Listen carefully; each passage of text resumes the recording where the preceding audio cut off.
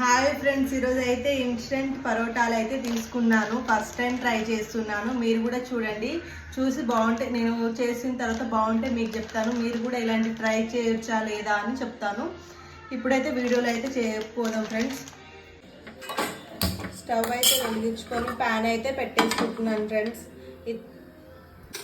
Pan heat అయిందా లేదా అని చూసుకొని తర్వాత అయితే ఆయిల్ అయితే పోసుకుంటున్నాను. ఏమో ఫస్ట్ టైం ట్రై చేస్తున్నాను, ఎలా వస్తుందో మీరు కూడా చూసి. ఇంకా పరోటా అయితే ఇలా వచ్చింది ప్యాకెట్లో. ఇప్పుడైతే హీట్ చేసుకుందాం. పైనుంచి కొద్దిగా ఆయిల్ అయితే వేసేసుకోవాలి. కొద్దిగా లో ఫ్లేమ్లో అయితే కుక్ చేసుకోవాలి, ఎందుకంటే లోపల వరకు కుక్ అవ్వాలి కదా, అందుకు. నేను చూపించే విధంగా అయితే కాల్చుకోండి ఫ్రెండ్స్. ఇంకా పరోటా ఎంత మంచిగా కాదు. పరోటాని అయితే ఇలా అయితే కాల్చుకోవాలి ఫ్రెండ్స్. అయితే లోపల వరకు బాగా ఉడుకుద్ది. పరోటా మీద అయితే ఎగ్ ఫ్రైస్ అయితే బాగుంటుంది ఫ్రెండ్స్, అందుకే ఎగ్ ఫ్రై అయితే చేసుకుంటున్నాను. ఎగ్స్ అయితే ముందే ఉడికించుకున్నాను.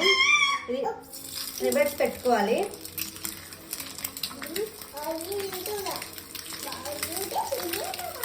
పరోటా ఇది బాగా కాంబినేషన్ అయితే బాగుంటుంది.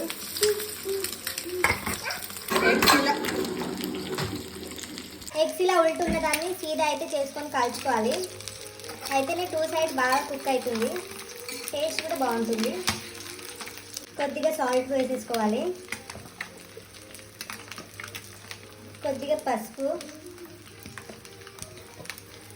ధనియా పొడి,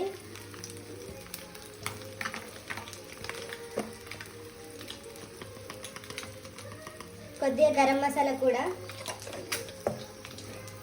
ఫైనల్గా లాస్ట్ అయితే కొద్దిగా కారం అయితే వేసేసుకొని, కారం అయితే 1 టేబుల్ స్పూన్ వేసేసుకొని అయితే మొత్తం కలుపుకోవాలి.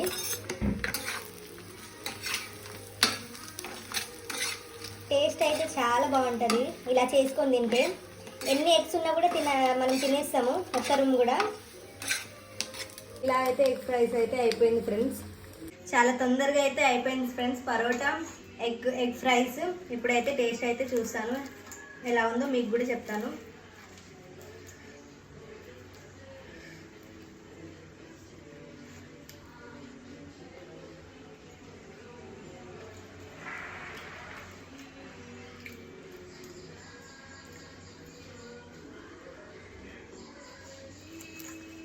పరోటా చూడండి, మనం బయట తీసుకుంటాం కదా, అట్లనే ఉంది పొరలు పొరలుగానే. టేస్ట్ కూడా చాలా బాగుంది.